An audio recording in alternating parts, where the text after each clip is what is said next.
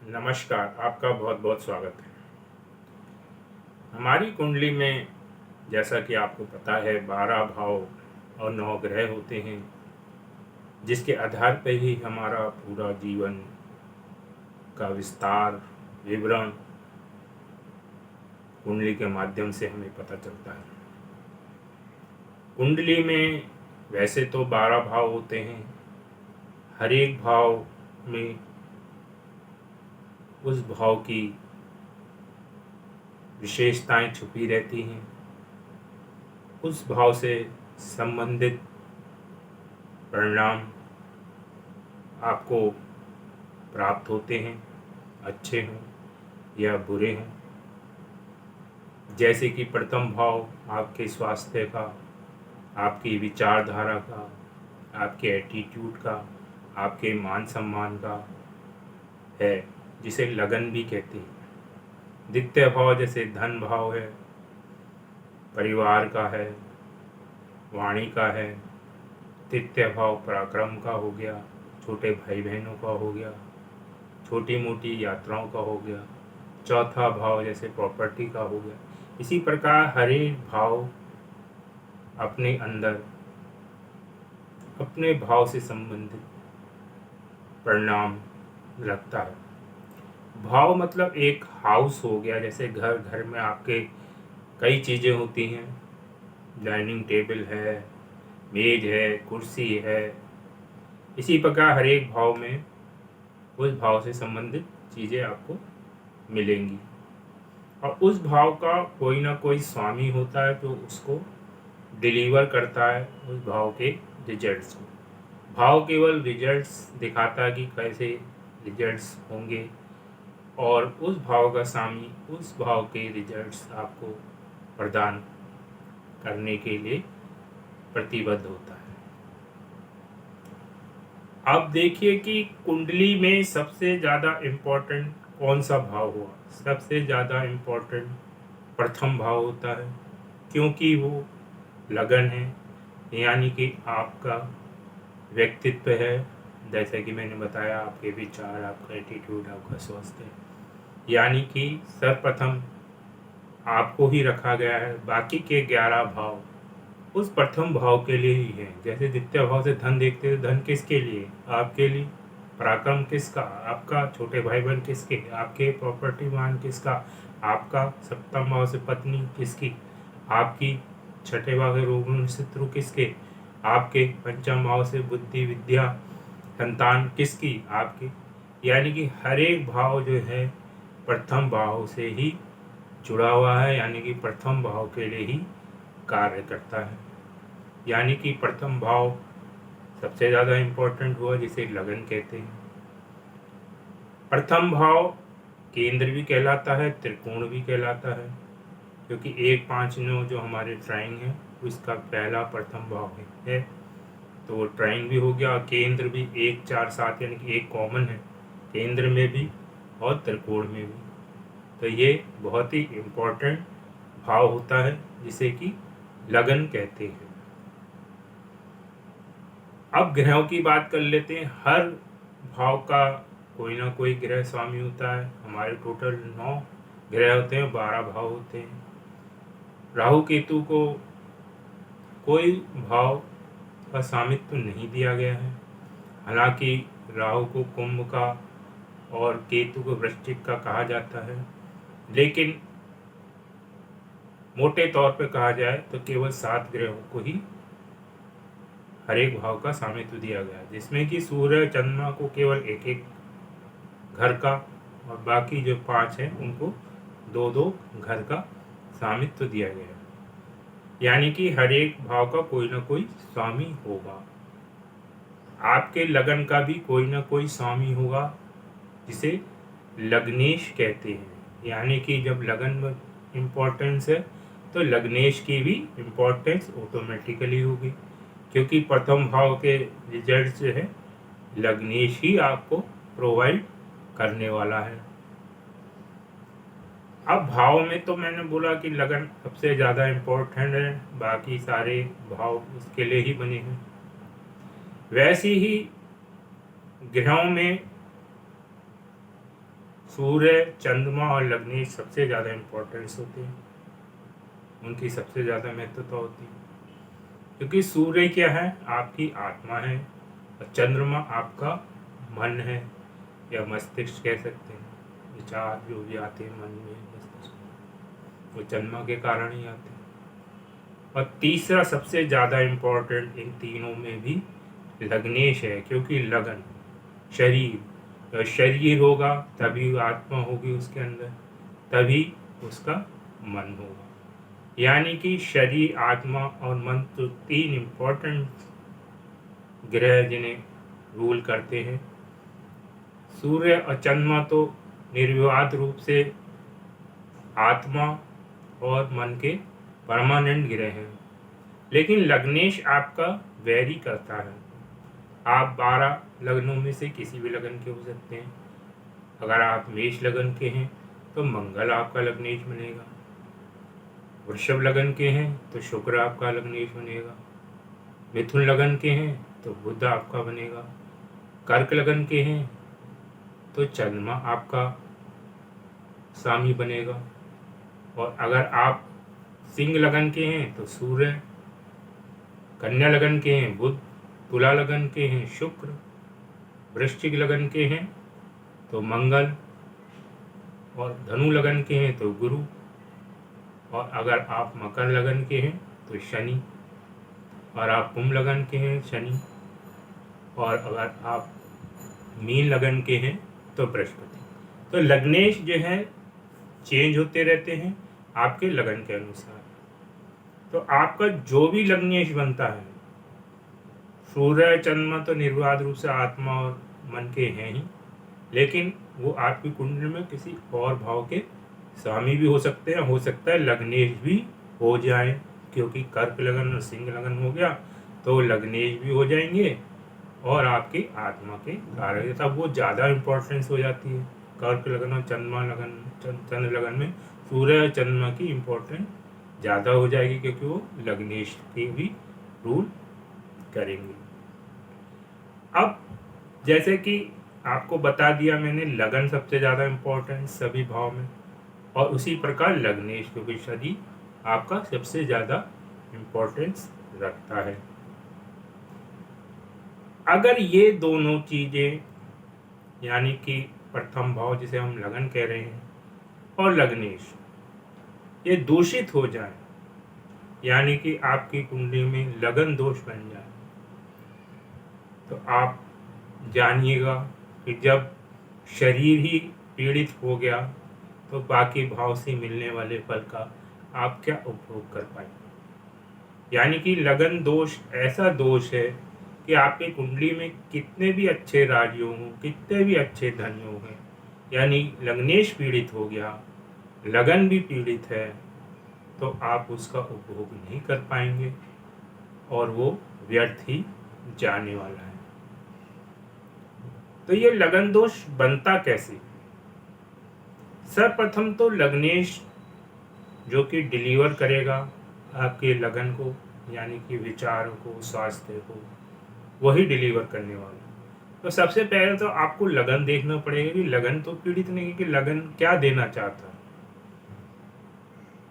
अगर लगन शुभ ग्रहों से ग्रस्त है, यानी कि शुभ ग्रह उसमें बैठे हैं, नैसर्गिक शुभ ग्रह शुक्र है, बृहस्पति है, बुध है और चंद्रमा है। बुध और चंद्रमा की कंडीशन होती है कि बुध अगर अच्छे ग्रहों के साथ बैठता है तो अच्छा, बुरे ग्रहों के साथ बैठता है तो बुरा। और चंद्रमा जो है पक्ष बली है, यानी कि शुक्ल पक्ष का है तो मजबूत, और कृष्ण पक्ष का है तो कमज़ोर माना जाता है। उसमें भी तिथि का भेद है, यानी कि अमावस्या के पास का चंद्रमा अच्छा नहीं माना जाता, पूर्णमास के पास का चंद्रमा अच्छा माना जाता है।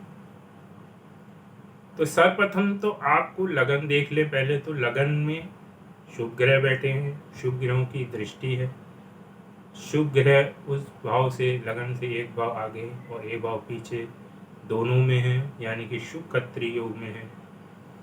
तो यानी कि लगन आपका अच्छा है, यानी कि आपको हाउस में ये सब चीज़ें हैं, यानी कि अच्छे स्वास्थ्य, अच्छे विचार, अच्छा एटीट्यूड, ये सब आपको लगन देने के लिए तैयार है, उसके घर में सब कुछ है।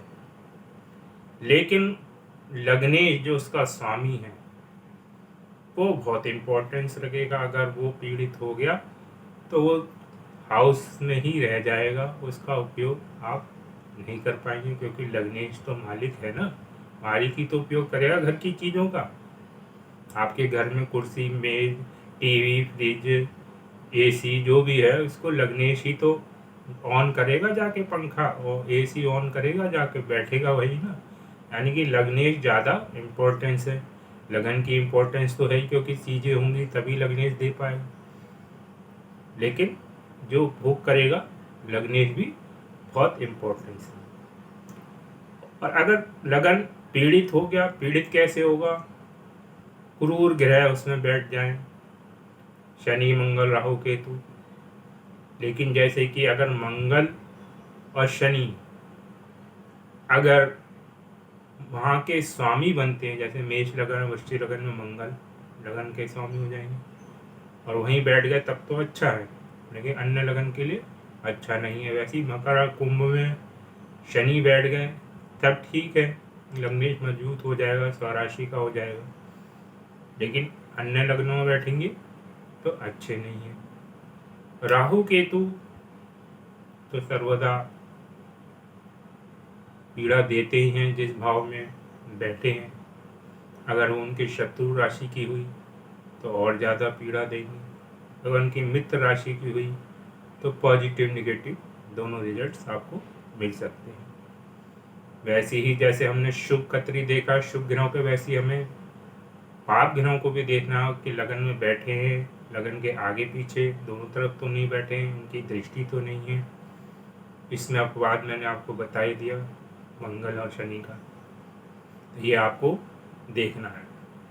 तो अब आपका कंफर्म हो गया कि लगन हमें अच्छा देने वाला है या बुरा देने वाला है। अब लग्नेश की स्थिति बताएगी कि ये चीज़ें आपको मिलेंगी या नहीं मिलेंगी। तो लग्नेश की स्थिति, लग्नेश जहाँ जाएगा उसके आधार पे डिसाइड होगी।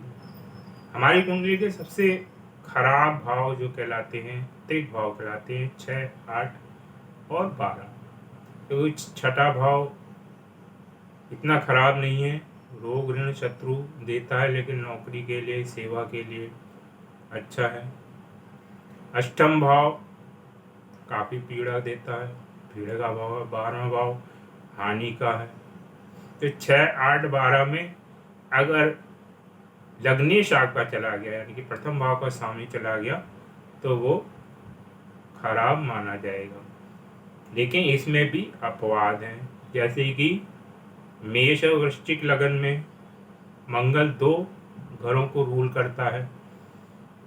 जैसे मेष में अगर आप देखें तो अष्टम भाव को, और वृश्चिक में छठे भाव को रूल करेगा, यानी कि एक इस पे त्रिक भाव भी आ गया है। अगर वो वृश्चिक में छठे में चला गया और मेष में अष्टम में चला गया तो वो इतना खराब नहीं माना जाएगा, भले ही त्रिक भाव में चला गया, लेकिन उसका स्वामित्व है वहाँ पे और वो वहीं बैठा है स्वराशि का होके, तो वो ऑप्शनल केस आएगा, अपवाद में आएगा। लेकिन वो फिर भी इतना बढ़िया नहीं कहलाएगा, क्योंकि भाव तो खराब है ही, चाहे उसका स्वामित्व उसके पास है तो उसको उसके रिजल्ट भी देने पड़ते हैं। वैसे ही शुक्र के लग्नों में, जैसे तुला लगन में आपका अष्टम भाव का स्वामी बन जाता है, वृषभ राशि आ जाती है। और वैसे ही वृषभ लगन में आप देखें तो वृषभ लगन में छठे भाव का स्वामी आ जाता है, ठीक है। तो उसमें भी वही कंडीशन मंगल वाली कि वहाँ बैठेगा, छठे में बैठेगा या 8 में बैठेगा तो स्वराशि का हो जाएगा, तो इतना खराब नहीं है, ठीक माना जाता है। और अष्टम में अगर शुक्र बैठा है तो अष्टम में शुक्र को वैसे भी अच्छा माना जाता है। तुला राशि में अष्टम में अगर शुक्र गया, अपनी राशि में गया, तो अच्छा माना जाएगा। बाकी और लग्नेशों के लिए ये स्थिति खराब मानी जाएगी। इनके लिए भी बहुत अच्छी स्थिति नहीं है, लेकिन फिर भी सांत्वना वाली स्थिति है। तो सर्वप्रथम तो आपको लग्नेश देखना है कि त्रिक भाव में तो नहीं चला गया, उसके बाद आपको देखना अस्त। अस्त कैसे होता है? ग्रह सूर्य के नज़दीक आने पे कोई भी ग्रह अस्त हो जाता है, यानी कि अगर सूर्य लग्नेश के साथ हो, डिग्री वाइज बहुत क्लोज हो, हर एक ग्रह की डिग्रियों का थोड़ा बहुत अंतर है, तो आप उसको ज़्यादा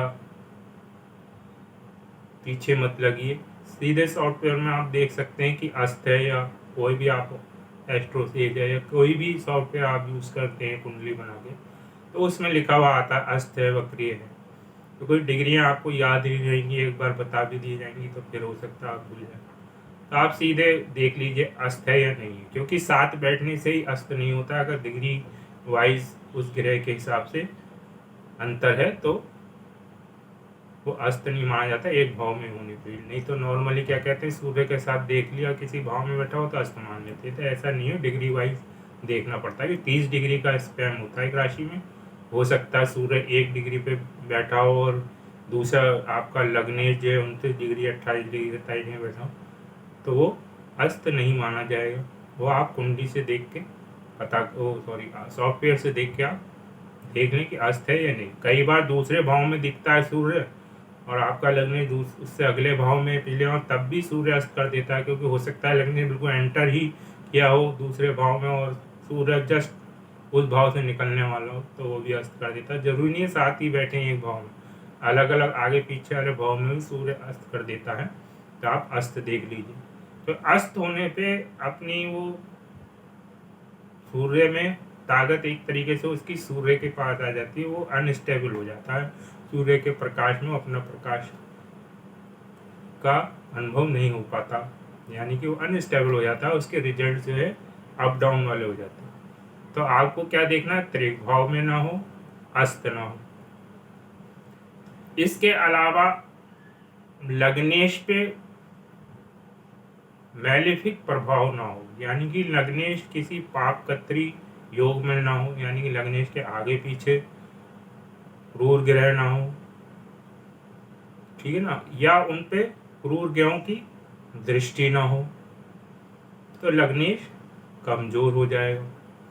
या लग्नेश शत्रु राशि में ना हो, ठीक है ना। यानी कि कुल मिला के जो भी आप एस्ट्रोलॉजी में जानते हैं, दृष्टि से खराब होना, अस्त होना